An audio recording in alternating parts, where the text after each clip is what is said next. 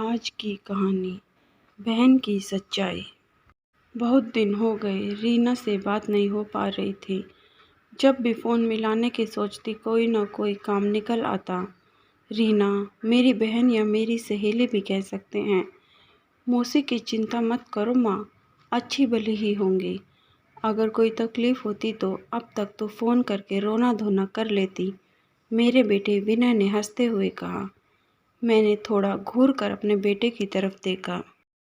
आजकल के बच्चे भी इतने तेज होते हैं कि सारी चीज़ें उम्र से पहले ही जान जाते हैं। हमारा बचपन तो ऐसा था कि किसी भी रिश्तेदार को जांच परख ही नहीं पाते थे। हमें तो आसानी से कोई भी बुद्धू बना जाता था। उस वक्त संयुक्त परिवार होते थे और संयुक्त परिवारों में बच्चों का साथ बच्चों तक ही रहता है। बड़ों में क्या मनमुटाव मेल मिलाप चल रहा है, कैसी गृहस्थी की गाड़ी चल रही है, हमें पता ही नहीं होता था। आजकल 3-4 सदस्यों के परिवार होते हैं, किसके माथे पर कितने बल पड़े हैं, कौन आंखें तरेर कर देख रहा है, बच्चों को सब समझ में आ जाता है। विनय ने कहा, माँ, मैंने कल मौसी को मार्केट में देखा था। शायद स्कूल से जल्दी छुट्टी हो गई थी उनकी। खूब सारी शॉपिंग कर रही थी, खूब सारे बैगों से लदी हुई घूम रही थी। उनकी 2-3 सहेलियाँ भी उनके साथ थी। तुमने मौसी से बात की क्या? नहीं माँ, मैं तो अपने दोस्त के साथ बाइक पर था। कोई और भी तो हो सकती है, तुमने तो चलती हुई बाइक से देखा था। अरे माँ, मुझे ठीक ठाक दिखाई देता है, वह मौसी ही थी। अच्छी खासी हंसती बात करती हुई जा रही थी। और जब भी आपसे बात करती हैं रोना धोना मचा देती हैं। हाय मर गए, बर्बाद हो गए दीदी। सुखी समय आपके साथ कभी नहीं बांटती हो, लेकिन थोड़ी सी भी तकलीफ़ होगी तो रो रो कर आपसे कहेगी। मौसी जैसे इंसान की क्या चिंता करनी माँ, छोड़ो उनकी चिंता। उन्होंने आपको फ़ोन नहीं किया, इसका मतलब वह राजी खुशी ही होंगी। मैंने विनय को ज़रा सा डांट कर चुप करा दिया और बात टाल दी। मगर सच कहूँ तो उसका कहना गलत भी नहीं था। सच ही समझा है उसने अपनी मौसी को। रीना जरा भी परेशान होती तो फ़ोन करके हाय तो रोना धोना मचा देती, लेकिन बड़ी से बड़ी खुशी छुपा जाना उसने पता नहीं कहाँ से सीख लिया। कहती, दीदी खुशी जाहिर नहीं करनी चाहिए, नज़र लग जाती है। किसकी नज़र लग जाती है? क्या हमारी? हम तो उसके शुभ चिंतक हैं। हमें ही तो अपनी सारी परेशानियां सुनाती है वह, अपना मन हल्का करती है। क्या हमारी नज़र लगेगी उसे? कुछ दिन पहले ही मुझे बता रही थी कि दीदी हाथ बड़ा तंग है, कुछ रुपए चाहिए।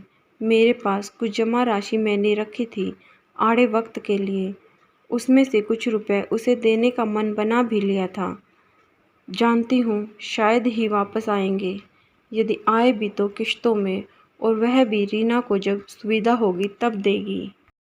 छोटी बहन है मेरी। मम्मी पापा ने गुजरने से पहले समझाया था कि छोटी बहन को बेटी समान समझना। मुझसे 12 साल छोटी है। मैं उसकी माँ ना सही, फिर भी कभी कभी माँ बन उसकी गलती पर पर्दा डाल देती हूँ, जिस पर मेरे पति भी हंस पड़ते हैं और मेरा बेटा भी मेरी हंसी उड़ाता है।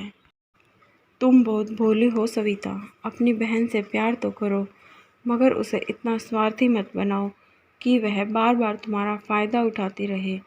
माँ बाप को भी अपनी संतान के चरित्र निर्माण में सख्ती से काम लेना पड़ता है। माँ बाप बच्चों के दुश्मन थोड़ी ना होते हैं। बच्चों की गलती बताकर वह उन्हें सीख ही तो देते हैं। तुम्हें भी अपनी बहन रीना को समझाना चाहिए। मैं उसे क्या सिखाऊं? अच्छी खासी पढ़ी लिखी है, स्कूल में टीचर है। छोटी बच्चे तो नहीं जो उसे समझाऊं। सबका अपना अपना स्वभाव होता है। तुम ठीक कहती हो, सबका अपना अपना स्वभाव होता है। फिर रहने दो उसे अपने स्वभाव के साथ। गलती वह करती है तो उसे ही जिम्मेदारी भी लेनी पड़ेगी। तुम तो उसे सह देती हो, यह मुझे बहुत बुरा लगता है। मैं यह तो मानती हूँ कि नीलेश का कहना बिल्कुल सही है, मगर क्या करूँ, दिल के किसी कोने में उसके लिए माँ के जैसे प्यार उभर आता है। मैं उसे बच्ची तो नहीं मानती, फिर भी बच्ची समझकर उसकी गलती माफ़ करती रहती हूँ। सोचा था 15-20 हज़ार उसे दे दूंगी। कह रही थी कि इस महीने सारी तनख्वाह घर की ईएमआई में चली गई। घर का खर्च कैसे चलेगा दीदी? क्या वह इस बात से अवगत नहीं थी कि उन्हें अपने फ्लैट की किस्तें भी देनी हैं? फ्लैट की किस्तें तो हर महीने ही जानी हैं। क्या इसकी तैयारी वह लोग पहले से नहीं कर सकते थे? अरे, पशु पक्षी भी अपनी ज़रूरत के लिए जुगाड़ करते हैं। मेरा सिर है तो उसकी सुरक्षा का इंतजाम भी तो मुझे ही करना चाहिए। मगर आज मैं हैरान इसलिए हूँ कि रीना के पास तो घर खर्च के लिए पैसे भी नहीं थे और विनय बता रहा था मौसी मार्केट में खरीदारी कर रही थी, सामान से लदी हुई घूम रही थी, तो शॉपिंग के लिए पैसे कहाँ से आए उसके पास? नीलेश भी सच कहते हैं, मैंने ही आदत बिगाड़ी है उसकी। उसके कान मरोड़ उससे उसकी गलती का एहसास कराना ही चाहिए। हम कुछ रिश्तों के बगैर रह भी नहीं सकते हैं, मगर वही रिश्ते हमें तकलीफ़ देते हैं। निभाते निभाते हम इन रिश्तों को ढोते चले जाते हैं, मगर वही रिश्ते हमें मूर्ख बनाते चले जाते हैं। लगभग 38 की होने आई है रीना। कब अपनी गलत आदतें छोड़ेगी? शायद कभी नहीं, मगर उसकी वजह से मेरी अपनी गृहस्थी कई बार अस्त व्यस्त हो जाती है। उसके ज़्यादा पैर पसारने की आदत से कभी कभी मेरे घर की चादर छोटी पड़ जाती है। इसमें गलती भी मेरी है। मैंने अपनी चादर में उसे पैर घुसाने ही क्यों दिए? माँ बाप ही अपनी औलाद को सही रास्ता दिखाते हैं। मैंने कुछ सोचा और शाम को रीना के घर का रुख किया, मगर मैंने रीना को बताया नहीं कि मैं आ रही हूँ। रीना तो स्तंभ रह गई जब उसने अपने फ्लैट का दरवाज़ा खोला। अरे दीदी आप? रीना ने लगभग हकलाते हुए कहा। रीना ने मुझे नीचे से ऊपर तक ऐसे देखा जैसे उम्मीद से भी परे कुछ देख लिया। बस मैंने सोचा तुझे सरप्राइज़ दूँ, अंदर तो आने दे, दरवाजे पर ही खड़ा रखेगी क्या? मैंने घर के अंदर प्रवेश किया, मगर सामने उसका कोई सहकर्मी आया हुआ था।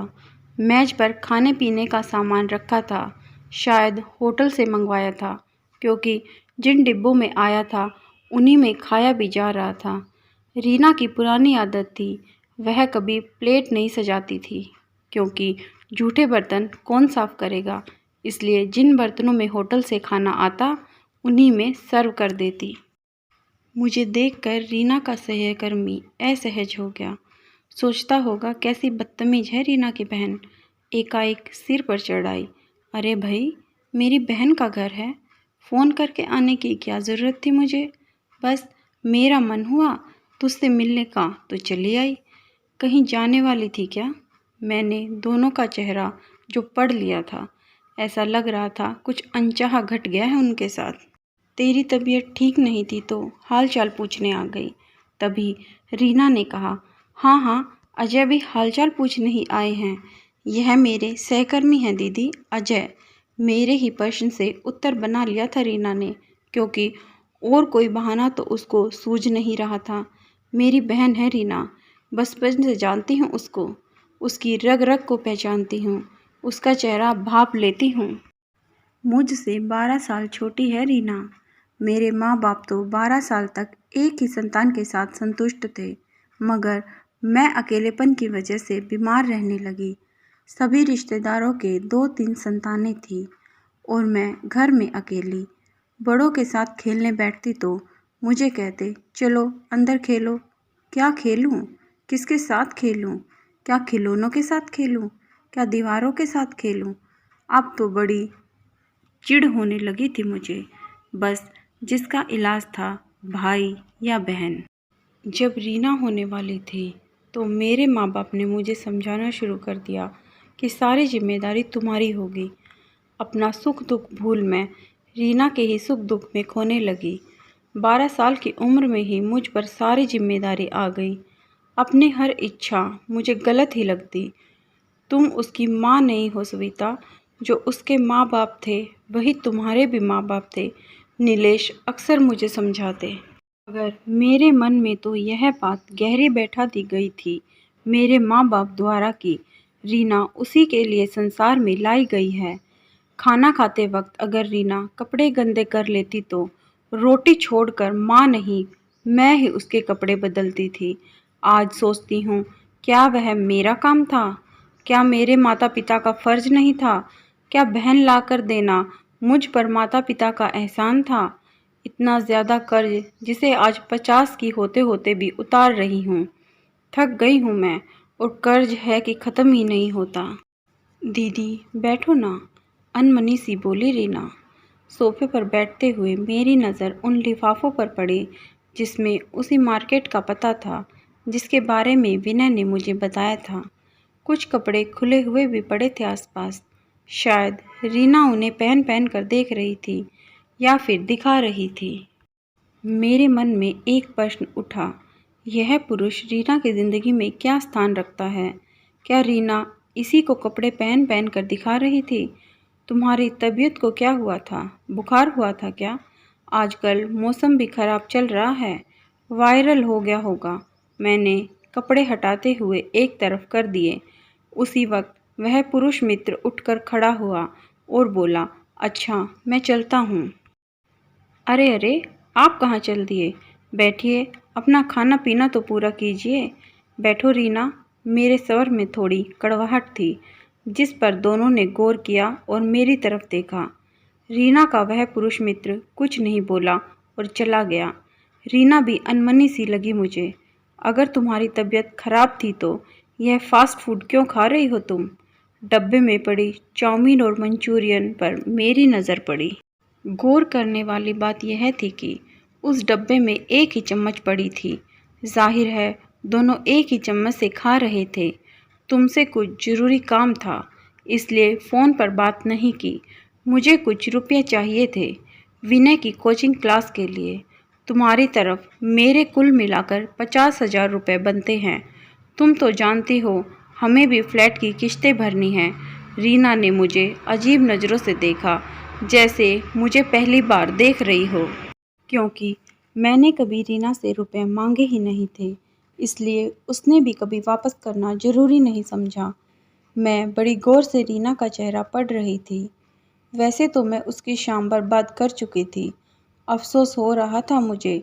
हम एक ही माता पिता की संतान हैं, लेकिन हम दोनों बहनों का चरित्र कितना अलग अलग है। एक ही घर में रहना, खाना पीना था, फिर भी स्वभाव इतना अलग। दीदी, मेरे पास पैसे कहाँ हैं? रीना ने जरा सी जुबान खोली। क्यों, अकेली रहती हो? पति और बेटी दूसरे शहर में रहते हैं, उन पर तुम एक पैसा भी खर्च नहीं करती। कहाँ जाते हैं तुम्हारे सारे पैसे? रीना अचंभित सी मुझे ताकती रही, क्योंकि जो बहन हमेशा उसका पक्ष लेती थी, आज वह कैसी ज़बान बोल रही है। बोलना तो मैं हमेशा से ही चाहती थी, मगर एक आवरण था, एक खुशफहमी का कि शायद वक्त रहते रीना का दिमाग ठीक हो जाए, उसका स्वभाव बदल जाए। उसका परिवार और मेरा परिवार तो सदा ही उसके आचरण से नाराज़ था। बस एक मैं ही उसके लिए डूबते को तिनके का सहारा जैसे थी, और आज वह सहारा भी मैंने उससे छीन लिया। तुम्हें पता है अपने कितने खर्चे काट काट कर मैंने वह पैसे जमा किए थे विनय के दाखिले के लिए, और विनय के दाखिले में कितना खर्च होना है तुम्हें तो कुछ अंदाज़ा भी नहीं है। मेरी मदद ना करो, लेकिन मेरे पैसे लौटा दो। बस उन पैसों से ही मेरा काम हो जाएगा, कहकर उठ खड़ी हुई मैं। काटो तो खून नहीं रहा रीना में। मेरा व्यवहार उसके साथ ऐसा होगा, उसने सपने में भी नहीं सोचा होगा। उसकी हसीन होती शाम का अंजाम ऐसा होगा, यह भी उसकी कल्पना से परे ही था। कुछ उत्तर उसके पास होता तो देती वह। चुपचाप बैठी रही रीना। उसके लिए मैं एक विशालकाय स्तंभ थी, जिसकी ओट में छिपकर वह अपने पति के सारे इल्ज़ामों को झुठला देती थी। देखो ना दीदी, विजय कुछ समझते ही नहीं हैं। विजय तो चुप ही रह जाते थे रीना की हर उचित अनुचित मांगों पर। नारी की रक्षा के लिए बोलना तो आजकल जैसे एक फैशन सा बना हुआ है, लेकिन सोचती हूँ जहाँ पुरुष नारी की वजह से पिस रहा है, उस पर कोई कानून क्यों नहीं बनाता? रीना के गलत कामों को गलत क्यों नहीं कह पाई मैं? क्या यह मेरा फ़र्ज़ नहीं था? उससे परहेज क्यों रखा मैंने? अफसोस हो रहा था मुझे। आज दम घुटने लगा मेरा रीना के घर में। ऐसा लग रहा था कोई गलत किरण मेरे वजूद को भेद रही है। मेरे माँ बाप की ऐसी निशानी, ऐसे वजूद से ऐसी अनुभूति पहले कभी नहीं हुई मुझे। पहले तो मुझे लगता था माँ बाप के रूप में रीना ही मेरी सब कुछ है। शायद यही सबसे बड़ा दोष था मेरा। कब तक अपना दोष मैं न स्वीकारूं। रीना की भलाई के लिए उससे हाथ खींचना चाहिए मुझे, तभी वह कुछ सही कर पाएगी। दीदी बैठो ना। नहीं रीना, मुझे देर हो रही है, बस इतना ही काम था तुमसे, कह रीना का बड़ा हुआ हाथ चटक मैं बाहर चली आई। गले तक आवेग था। ऑटो वाले को मुश्किल से अपना रास्ता समझा पाई। आंसू पोंछ मैंने मुड़कर देखा। पीछे कोई नहीं था जो मुझे रोकता। मुझे खुशी भी हुई जो रीना पीछे नहीं आई। बैठी सोच रही होगी कि यह दीदी ने कैसी मांग कर दी। मैं सोच रही थी पहले के दिए पैसे ना लौटा पाए ना सही, कम से कम और तो नहीं मांगेगी। एक भारी वजन सा उतर गया था कंधों से। मन और तन दोनों हल्के हो गए। खुलकर सांस ली मैंने कि शायद अब रीना का काया पलट हो जाए और वह अपनी गृहस्थी में अपने पैर जमा पाए, अपने पति, अपनी बेटी और अपने रिश्तों की अहमियत को समझ पाए। दोस्तों, ज़िंदगी में कुछ रिश्ते ऐसे होते हैं, वह हमें तब तक याद करते हैं जब उन्हें हमारी ज़रूरत होती है। जब कभी हम पलट कर देखते हैं तो वह रिश्ते हमें दूर दूर तक दिखाई नहीं देते। ऐसे रिश्तों से दूरी बनाकर ही रखें, उसी में सबकी खुशी है। दोस्तों, कहानी कैसी लगी हमें कमेंट के माध्यम से ज़रूर बताएं। कहानी पसंद आए तो लाइक करें, शेयर करें, चैनल को सब्सक्राइब करें, बेल आइकन दबाना ना भूलें, जिससे हमारी कहानियाँ सबसे पहले आप तक पहुँचें। धन्यवाद।